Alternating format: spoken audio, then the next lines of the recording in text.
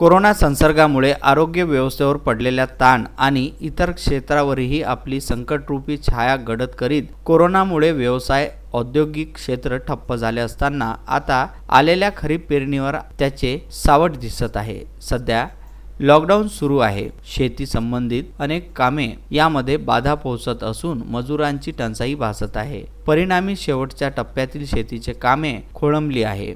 या हंगामात सर्वात जास्त क्षेत्रफळावर सोयाबीन, ज्वारी, मका आदी पिकांची लागवड होते। शेतकऱ्यांची पिके घरातच पडून असताना त्याला योग्य भाव मिळत नसल्याचे दिसत आहे। आगामी बी बियाणे याची चिंता शेतकऱ्यांना सतावत आहे आणि रविवारी दुपारी 2 वाजताच्या सुमारास पावसाला जोराने सुरुवात झाली आणि चुरणी गावात पूर्ण धुकारमय वातावरण झाले व जोरजोराने पावसाच्या सरी आल्या आणि BSNL टॉवर सुद्धा बंदच आहे। या सर्व चिंता नागरिकांना व शेतकऱ्यांना कोरोनामुळे सतावत आहे। मारुती पाटणकर, विदर्भ न्यूज, चुरणी।